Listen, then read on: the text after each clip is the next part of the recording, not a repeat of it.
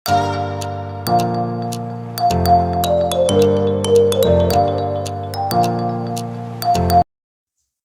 আলাইকুম ওয়া রাহমাতুল্লাহি ওয়া বারাকাতুহু। হ্যালো এভরিওয়ান, কেমন আছেন আপনারা? নিশ্চয়ই ভালো আছেন। আমি আলহামদুলিল্লাহ ভালো আছি। তো আবার হাজির হয়ে গেলাম নতুন একটি রেসিপি নিয়ে আপনাদের সামনে উপস্থাপন করতে।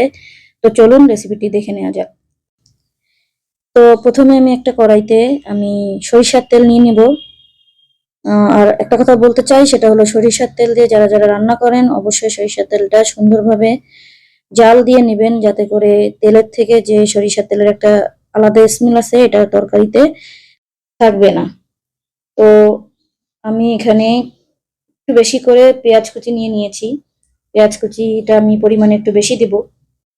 তো পেঁয়াজটাকে একটু ভেজে নিয়ে আমি এটার মধ্যে দিয়ে দিলাম আদা বাটা, সেই সাথে দিয়ে দেবো রসুন বাটা। তো আমি এই মশলাগুলোকে সুন্দরভাবে নাড়িয়ে চাড়িয়ে ভাজা ভাজা করে তেলের পরে, যাতে করে মশলা থেকে কোনো মশলার একটা আলাদা যে কাঁচা কাঁচা একটা গন্ধ এটা না আসে, সেভাবে সুন্দর করে ভেজে নেব। এ পর্যায়ে আমি দিয়ে দেবো পরিমাণ মতো লবণ, স্বাদ মতো লবণ। তারপর লবণটাকে আমি ভালোভাবে মিক্স করে এর ভিতরে দিয়ে দেবো মরিচের গুঁড়ি। তো দেখতে পাচ্ছেন আমি মরিচের গুঁড়িটা দিয়ে আমি ভালোভাবে এটাকে পেঁয়াজের সাথে ভালোভাবে মিশিয়ে নিচ্ছি। এরপর দিয়ে দিব হলুদ গুঁড়ি। হলুদ গুঁড়ি দিয়ে একটু নাড়াচাড়া করে আমি এর ভিতরে দিয়ে দেবো ধনিয়া, জিরা, গরম মশলা বাটা। তো গরম মশলায় আমি এলাচ এবং দারচিনিটা ব্যবহার করেছি। আর অবশ্যই মশলাগুলোকে তেলের পরে ভেজে নেব, আমি কোনো পানি ব্যবহার করব না এখানে। তো এটা দিয়ে আমি ভালোভাবে মশলাটাকে কষিয়ে মশলাটাকে একদম ভাজা ভাজা করব। দেখতেই পাচ্ছেন কোনো পানি কিন্তু আমি দিইনি। তো আমি তেলের পরে এটাকে ভাজা ভাজা করে এ পর্যায়ে আমি দিয়ে দেব মাছের যে চিংড়ি মাছের যে মাছের যে অংশটা, এটা। তো এটা আমার এখানে আলাদা কিনতে পাওয়া যায়, আমাদের খুলনাতে এটা আলাদা বিক্রি হয়।